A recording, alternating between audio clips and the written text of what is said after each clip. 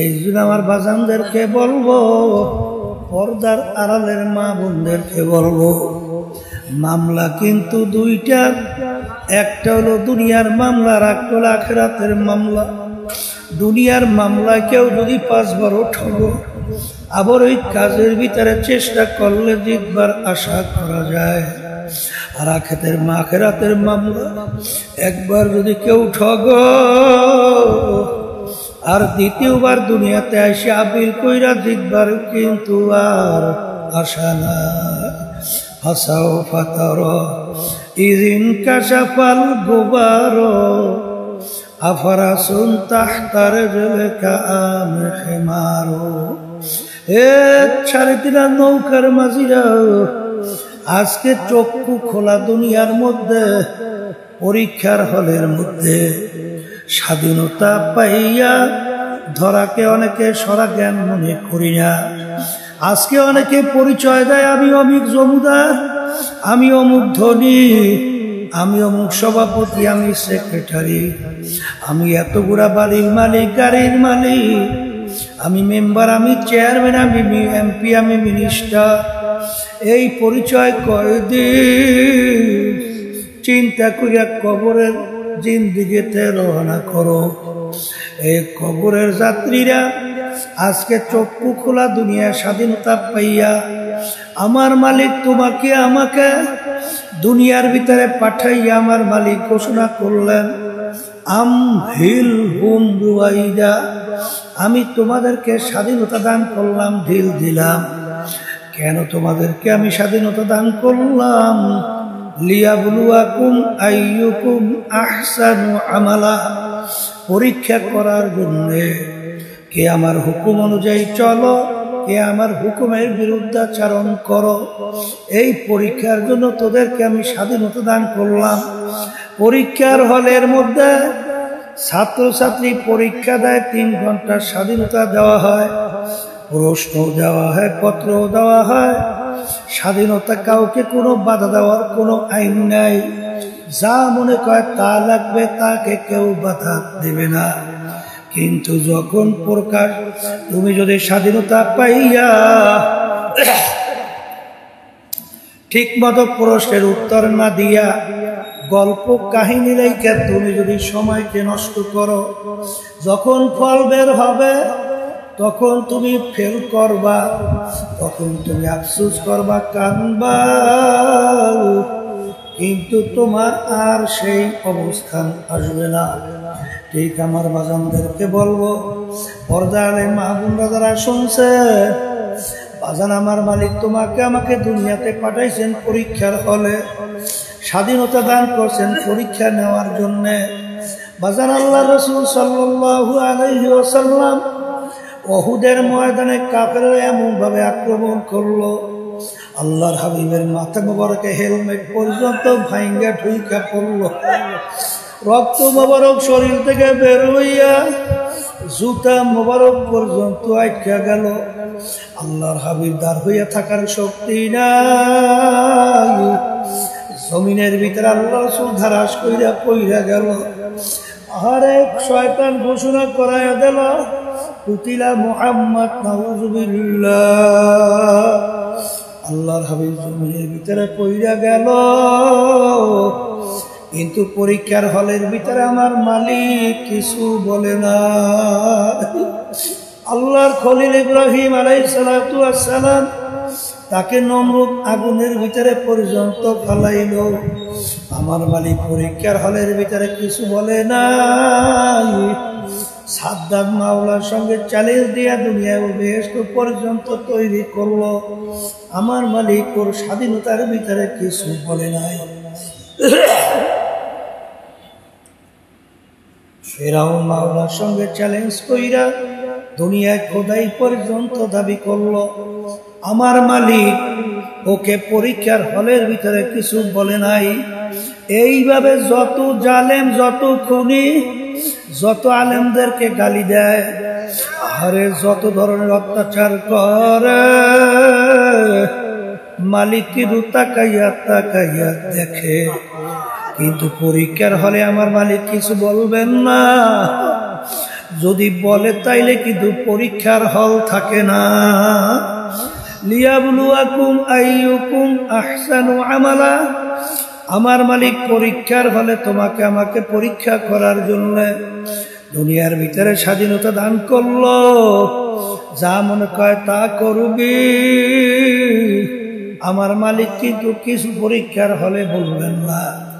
আমার মালিক স্বাধীনতা দান কইরা আমার মালিক ঘোষণা করলেন ওয়াহাদাইনাহুম নাজদাইন, পরীক্ষার হলের ভিতরে স্বাধীনতা দান কইরা তোদেরকে আমি দুইটা রাস্তা দেখাইয়া দিলাম। একটা রাস্তা বেহেশতের, আর একটা রাস্তা জাহান্নামের। তোরা যদি বেহেশতের রাস্তায় চলতে চাও, আমি তোদেরকে সেই রাস্তায় চলার শক্তি আমি তোদেরকে দান করব।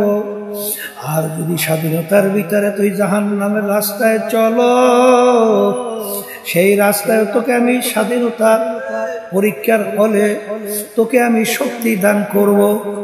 এই জন্য আমার বাজানদেরকে বলবো, পর্দালে মা বোনদেরকে বলবো, বাজান দুনিয়া কিন্তু ক্ষণস্থায়ী, দেখতে না দেখতে শেষ হইয়া যায়।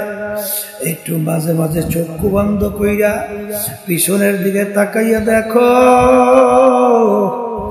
মনে হয় যেন সব কালকের ঘটনা। ওদিকে আয়নার সামনে যখন চেহারার দিকে তাকাই, দেখি কাঁচা দাড়িগুলা পাইকা সাদা হইয়া গেল, দাঁতগুলা পইরা গেল।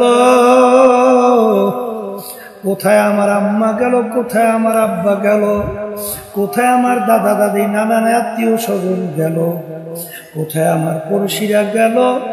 তামাম দুনিয়ার যে কোনো প্রান্তে মানুষ থাকলে সেকেন্ডের মধ্যে যোগাযোগ করা যায়, কিন্তু তোমার আমার আম্মা, তোমার আমার আব্বা, তোমার আমার আত্মীয় স্বজন বাড়ির দরজায় অন্ধকার কবরে ঘুমায় রইল, আজ পর্যন্ত খবর দিতেও পারে না, নিতেও কিন্তু পারি না।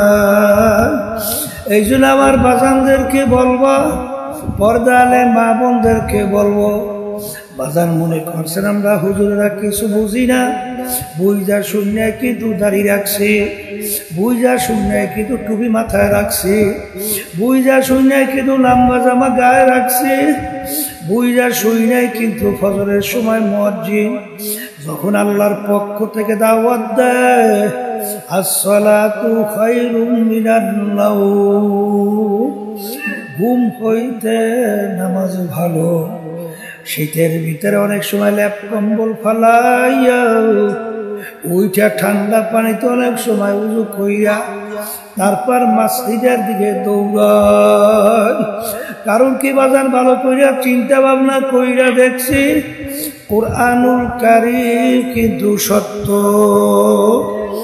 কারণ দুনিয়ার ভিতরে একটাই কিতাব, যার শুরুতে লেখা আছে যালিকাল কিতাব লা রাইবা ফি, এই যে কিতাব দেখে এর ভিতরে ভুল সন্দেহ বলতে কিছু নাই।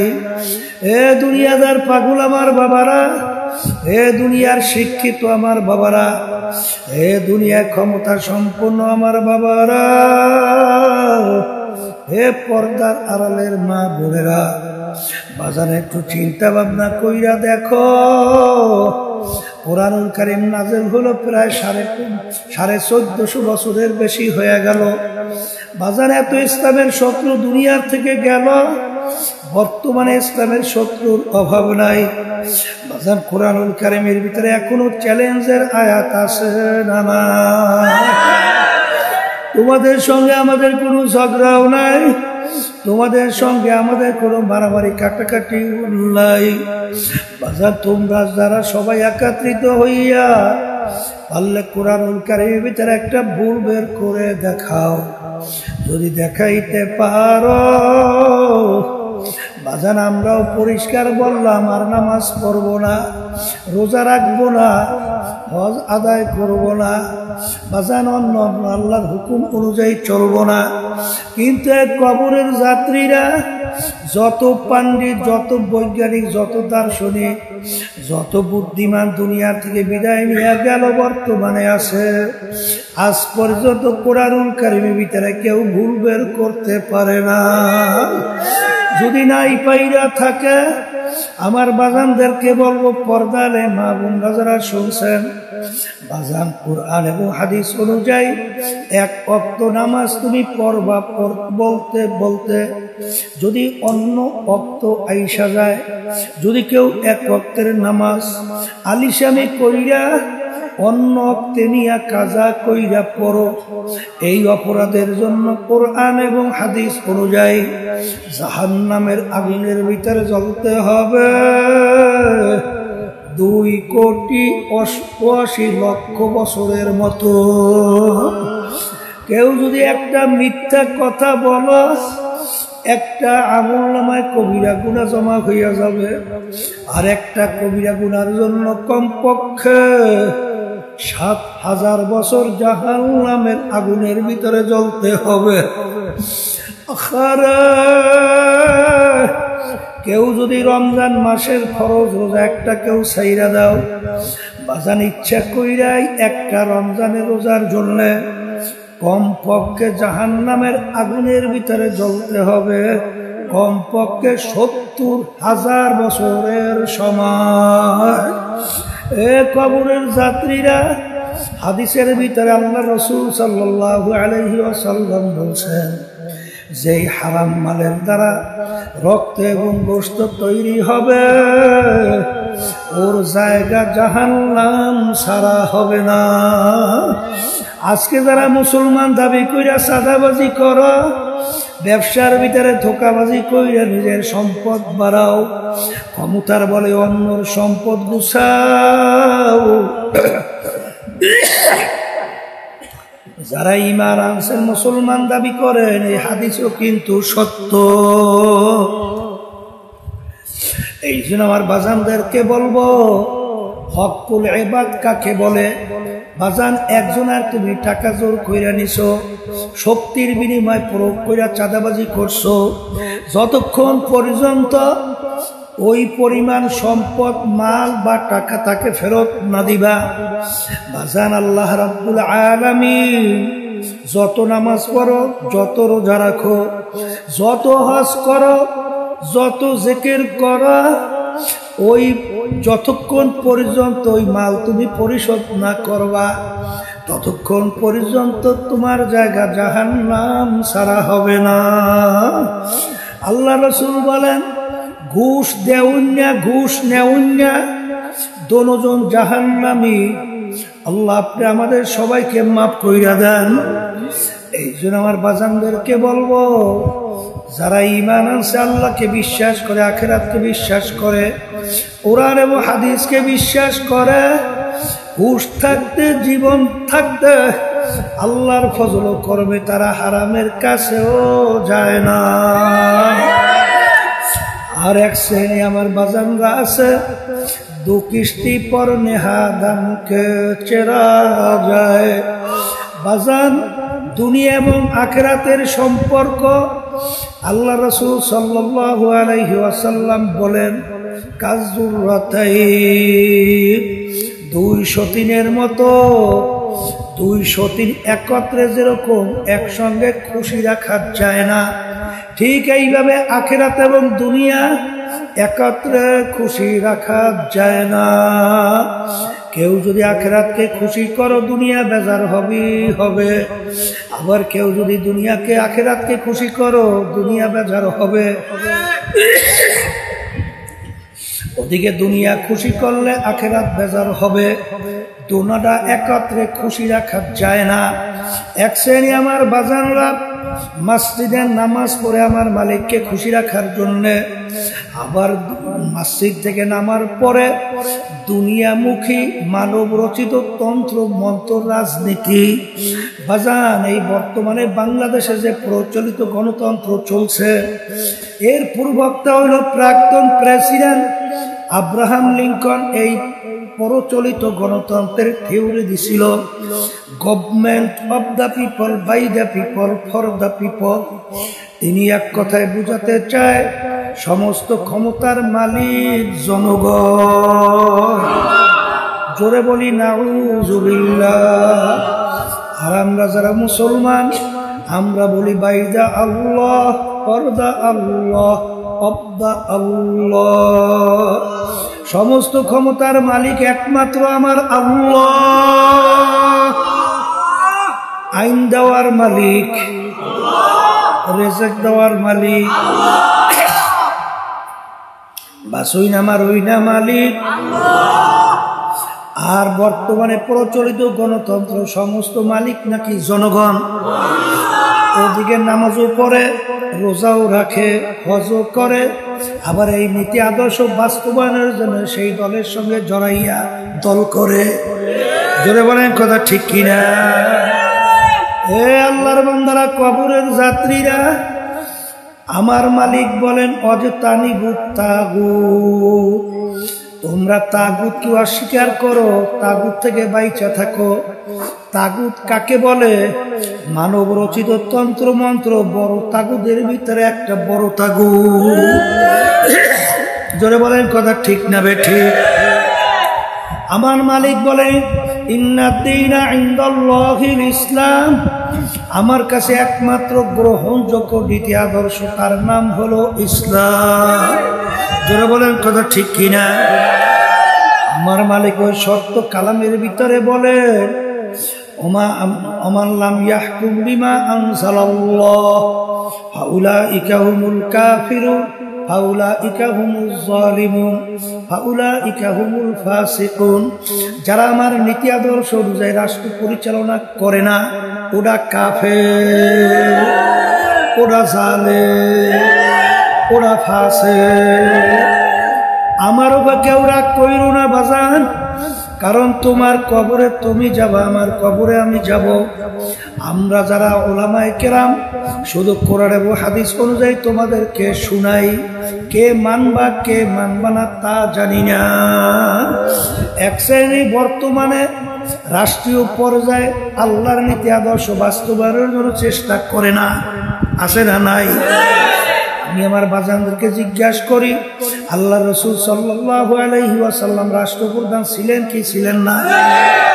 তিনি রাষ্ট্র পরিচালনা করছেন কি করে নাই? সাহাবায়ে কেরামরা রাষ্ট্রপ্রধান ছিলেন কি ছিলেন না? আরে তারা কি রাষ্ট্র চালাইছে কি চালায় নাই? তাইলে তুমি নায়েব আল্লাহর হাবিবের দাবি কইরা মা আতাকুমুর রাসূলু ফাখুযুহু ওমা নাহাকুম আনহু ফান্তাহু। আল্লাহ রাব্বুল আলামিন বলেন, আমার রাসূল তোমাদের কাছে যা কিছু নিয়ে গেছেন যা কিছু নিয়ে পুরাপুরি তোমরা আঁকড়াইয়া ধরো, যার থেকে নিষেধ করে পুরাপুরি তার থেকে ফেরো। জোরে বলেন কথা ঠিক কিনা? যারা নাকি বাজান একটা মানে না, আমি সেই বাজানদেরকে বলবো উদখুলু ফিস-সিলমি কাফা। দিন কিন্তু পরিপূর্ণ, দিনের ভিতরে পুরা ঢোকা লাগবে। এই হুকুম কিন্তু আল্লাহ। বাজান এই রাজনীতি পথ যে পিচ্ছিল এবং কাঁটাযুক্ত বড় ভয়াবহ। আরে এই পথে চললে অনেক সময় মাইরের ভয় থাকে, কেসেরও ভয় থাকে, গালাগালিরও কোনো শেষ নাই, সুযোগ পাইলে মারতেও চায়। তারপরে এই পথ কেন ধরা? আল্লাহর হুকুম পালন করার জন্য। বাজার আপনাদের দোয়া, আল্লাহর রহমতে আর্থিক দিক থেকে বাবা দাদা এর পুরুষ পূর্ব থেকে আল্লাহর রহমতে অনেক সচ্ছল আমাদেরকে রাখছেন। আল্লাহর ফজলে আর্থিক দিক থেকে কোনো সময় আল্লাহর ফজলে অসুবিধা ছিল না, সম্মানও কিন্তু কম না। কিন্তু বাজার এই পথ কেন ধরলাম? তারপর কেন গালাগালি শোনা লাগে? কেন হুমকি মার্ডারের শোনা লাগে? কেন মাইরের হুমকি শুনি? আমার মালিক যখন জিজ্ঞাসা করবে, আমার আব্বাজান বলতেন ফজলুল কারীম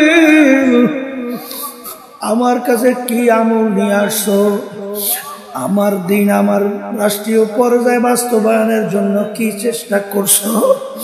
আমার আব্বাজান বলতেন, যেন বলতে পারি মালিক আমার সাধ্য শক্তি অনুযায়ী চেষ্টা করিয়া তারপর তোমার দরবারে হাজির। এ পাগলের দলেরা, যারা দুনিয়ার পাগল হইলা, মাঝে মাঝে একটু চক্ষু বন্ধ করো, তারপর মুরাকাবা করো। যারা হারামকে হারাম মনে করো না, ঘুষকে ঘুষ মনে করো না, সুদকে সুদ মনে করো না, পরের সম্পদ বিভিন্ন কৌশলে ঠগাইয়া নিজের সম্পদ বানাইতে চিন্তাও করো না। আমি সেই বাজানদেরকে বলবো, বাংলাদেশের ইতিহাস তালাশ করে দেখো। বাংলাদেশের বড় বড় ধনী যমুনা গ্রুপের মালিক করোনা ভাইরাসে আক্রান্ত হইয়া যখন শ্বাস টানতে ছাড়তে কষ্ট হয়, তখন ডাক্তারকে ডাক দিয়ে বলে, ডাক্তার তুমি যদি আমার শ্বাস টানা ছাড়ার ব্যবস্থা করতে পারো, আমি কাগজ কলম নিয়ে আসো, সমস্ত সম্পদ তোমাকে আমি লেখা দেব। কিন্তু কই শ্বাস টানা ছাড়ার ব্যবস্থা করতে পারে নাই, দুনিয়ার থেকে বিদায় নিয়ে খালি হাতে কবরে চইলা গেল। বাংলাদেশের ভিতরে বাজান বড় ধনির ভিতরে এক ওই ব্যাংকার মারা যাওয়ার পরে ওর লাশ নিয়ে গাড়ির গ্যারেজের ভিতরে রাখলো। দুই ছেলে বাপের গোসল কাপন দাপনের ব্যবস্থা না কইরা ওরা বাপের রাইখে যাওয়ার সম্পদ নিয়ে ঝগড়া মারামারি করে, কাটাকাটি করে, আর ওর বাপের লাশ ফুইলা পয়সা যাওয়ার উপক্রম, কোনো খবর নাই। শেষ পর্যন্ত এলাকার লোকজন চাঁদা ধইরা তারপর তার দাফন কাফনের ব্যবস্থা করলো। ঠিক আমার বাজানদেরকে বলবো, আর এই সম্পদ কার জন্য রাইখা গেছিলাম বাজান সিলেট, একজন গাড়ির ভিতরে আমাকে দেখায়, হুজুর ওই যে বড় ধনীর নাম শুনছেন, এই জায়গায় দাফন করছে, কিন্তু তার সন্তান আইসা রাস্তার উপরে দাঁড়াইয়া রইছে, কবরের কাছেও আসে না। কাদের জন্য সম্পদ রাইখা একটু চিন্তা ভাবনা কইরা তারপর কবরে রওনা করো। বাজান ফরিদপুর গেছিলেন, একজন আমাকে বলে, হুজুর এলাকার ভিতরে এক বড় ধনী মারা যাওয়ার পরে আরে যত অন্ধকার হয়ে আসতেছে, ঘরের ভিতর থেকে ডাক দিয়ে বলে, তাকে এই লাশ ঘরে রাত্রে রাখা যাবে না, কারণ ছোট ছোট বাচ্চারা মরা লাশ দেখলে ভয় পাইবে। মসজিদের ভিতর থেকে বাজান খাট বের কইরা খাটের ভিতরে উঠাইয়া সারা রাত্র মসজিদের বারান্দায় ফালাইয়া রাখলো। তার কষ্টের কামাই করা টাকার বাহারি তাকে জায়গা দেয় না। এ বড় লোক আমার বাবারা, এ কবরের যাত্রীরা, মাঝে মাঝে একটু চক্ষু বন্ধ করো, মুরাকাবা করো। এত টাকা রাখবা কোথায়, কাপড়ে যে পকেট না। দুনিয়া চাকচিক্যময়। আমার মালিক কুরআনুল কারীমের ভিতরে বলছেন, শয়তান তোমাদের কাছে দুনিয়া এবং দুনিয়ার সম্পদ, লোভ লালসা, সম্মান এমন ভাবে উপস্থাপন কইরা তোমাদের সামনে উপস্থাপন করে, ওর আকর্ষণে তোমাদের মন দেল ওদিকে ঝুইকা যায়। এই জন্য আমার বাজানদেরকে বলবো, দুনিয়াটা হইলে একটা মাকাল ফলের মতো। মাকাল ফল বাহিরে দেখতে এত সুন্দর, ভাঙ্গার পরে এত বিচ্ছিরি তাকানো যায় না। ঠিক দুনিয়াও কিন্তু উপরে চাকচিক্যময়, ভিতরে কিন্তু মাকাল ফল। এই জন্য আমার বাজানদেরকে বলবা, আমরা চলি দুনিয়ার মধ্যে, কিন্তু খেয়াল রাখা লাগবে দুনিয়ার মোহাব্বত, দুনিয়ার মোহ, দুনিয়ার সম্মান, দুনিয়ার পথ তোমার আমার সেন্ট্রাল কন্ট্রোল রুম কলবে যেন জায়গা না নেয়। কারণ কলবের ভিতরে জায়গা নিয়া তোমার দুনিয়ার অগ্রাধিকার দিয়া আখিরাতকে ধ্বংস করে। এই জন্য আমার বাজানদেরকে বলবো, পর্দালে মা বোনদেরকে বলবো, এ দুনিয়াদার পাগল, মাঝে মাঝে একটু দুনিয়া নিয়ে মুরাকাবা চিন্তা করো, তারপর কবরে রওনা করো। কারণ যেদিন দুনিয়ার থেকে বিদায় নিয়ে কবরে যাবা, তখন তুমি কবর নিয়ে একটু মুরাকাবা কইরা দেখো। ওই কবরে ডান দিকে তাকাইয়া দেখে মাটি, বামে দেখে মাটি, নিচে মাটির বিছানা, উপরেতে চাপা মাটি, ভাইগা যাইতে পারবালা। সবাই কিন্তু যার যার বাড়ি বাতি জ্বালাবে। আরে দুনিয়ার যে কোনো কাজের ভিতরে লিপ্ত হবে, কিন্তু তোমার আমার ওই অন্ধকার কবর,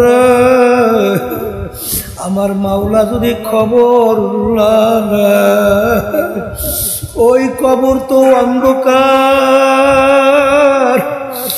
ওই কবর আমার মালিক বাতি না জ্বালায়, ওই কবরে তো আর বাতি জ্বলবে না।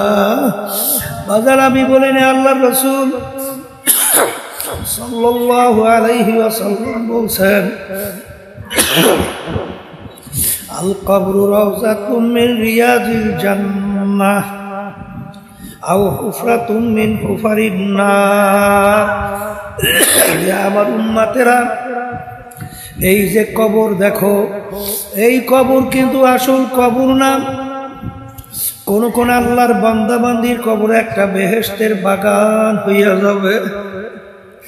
আল্লাহ আমার জন্য, আমাদের সবার জন্য আপনি কবুল করে নেন। আল্লাহর হাবিব বলেন, ও আমার উম্মতেরা, কোন কোন নাফরমানের কবরের ভিতরে জাহান্নামের আগুন এসে ভরে যাবে। আল্লাহ আপনি আমাকে, আমাদের সবাইকে মাফ করিয়া দিয়ে। আল্লাহ রাসূল বলেন, ও আমার উম্মতেরা, কোন কোন নাফরমানের কবরের মধ্যে 99 তিন্নীনা লাউ নুফিকা ফিল আরদি মা আনবাতাত খদরা। কোন কোন নাফরমানের কবরের মধ্যে একটা না, দুইটা না, 99টা বিষয় জমা হইয়া নাফরমানকে পেঁচাইয়া পেঁচাইয়া কিয়ামত পর্যন্ত ঠোকরাইতে থাকবে। আল্লাহ আপনি আমাকে, আমাদের সবাইকে মাফ করিয়া দিয়ে। আল্লাহ হাবিব বলেন, নাফরমানের কবর দুই পাশ থেকে এমন ভাবে চাপ মারবে, এক পাজরে হাত দিয়ে অন্য পাজরের ভিতরে মিশাইয়া দিবে। আল্লাহ আপনি আমাকে, আমাদের সবাইকে মাফ কইরা দিয়ে। এ দুনিয়াদার পাগল আমার বাবারা, পর্দার আড়ালের মা বোনেরা, বাজার আপনাদের সঙ্গে আমাদের কোনো ঝগড়াও নাই, কোনো মারামারি, কোনো কাটাকাটিও নাই। আমি আমার বাজানদেরকে বলবো, দুনিয়ার ভিতরে যত জাতি বিচরণ করে, সব জাতি কিন্তু পরকাল বিশ্বাস করে। হিন্দুরাও করে, খ্রিস্টানরাও করে, অন্যান্য বিজিতিরাও কিন্তু করে। আমরা মুসলমান, আমরাও করি।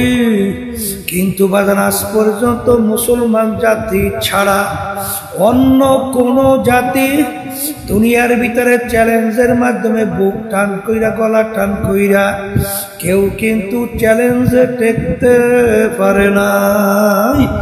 একমাত্র মুসলমান জাতি আজকে দুনিয়ার ভিতরে গলা টান কইরা, বুক টান কইরা চ্যালেঞ্জ হিসাবে দুনিয়ার ভিতরে বাইচা আছে।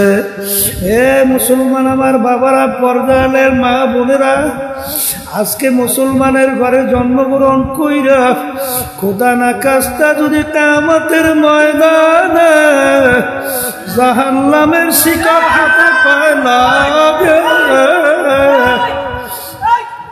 এর চেয়ে কপাল পোড়ার সারে জাহানে হইতে পারে না।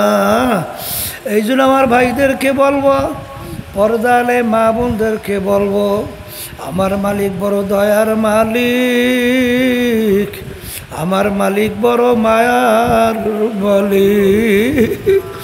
তোমার আমার পাহাড় পরিমাণও যদি গুনাহ হইয়া থাকে, আমার মালিকের কাছে দুই হাত তুইলা, দুই চোখের পানি ছাইরা যদি দিলটাকে ভাইঙ্গা করুণ সুরে তুমি ডাক দিতে পারো, আমার দয়ার মালিক, নাফরমান তোমার দরবারে হাজির। মালিক দয়াময় করে তুমি আমাকে মাফ কইরা দাও। যদি ডাক দেওয়ার মতো দিতে পারো, আমার মালিক শুধু মাফ করবে তাই না, এমনকি তোমার আমার গুনাহকে আমার মালিক নেকের দ্বারা পরিবর্তন কইরা দিবে। এই জন্য আমার ভাইদেরকে বলবো, সন্তান কান্না করলে মা সহ্য করতে পারে না, মা দৌড়ে দিয়া সন্তানকে কোলে নেয়, তামাম গায়ে পায়খানা প্রসাব ভরা রাগ করে আগুনও ফেলায় না। আমার মালিক বড় দয়ার মালিক,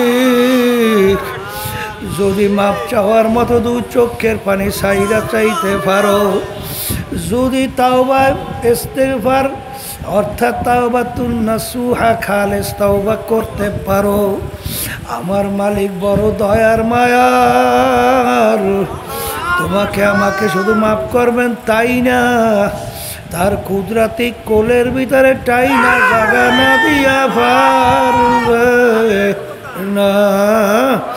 এই জন্য আমার বাজানদেরকে বলবো, পর্দালে মা বোনদেরকে বলবো, মালিকের কাছে সব সময় দোয়া করো, রব্বানা লা তুজিগ কুলুবানা বা'দা ইয হাদাইতানা ওয়া হাব লানা মিন লাদুনকা রাহমা ইন্নাকা আনতাল ওয়াহ্হাব।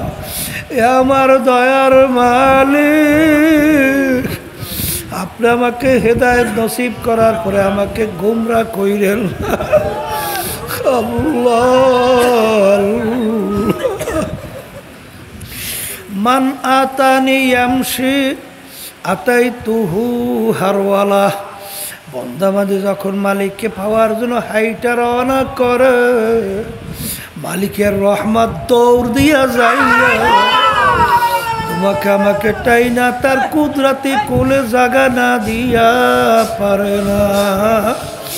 এই জন্য আমার বাজানদেরকে বলবো, পর্দালে মা বোনদেরকে বলবো, বাজান তোমার কবরে তুমি যাবা, আমার কবরে আমি যাব, তোমার কবরের প্রশ্নের উত্তর তুমি দেবা, আমার কবরের প্রশ্নের উত্তর আমি দেবা। কোনো দলের নেতা নেত্রী তোমার কবরের প্রশ্নের উত্তর দেবে না, কিন্তু এই কথা মনে রাখো,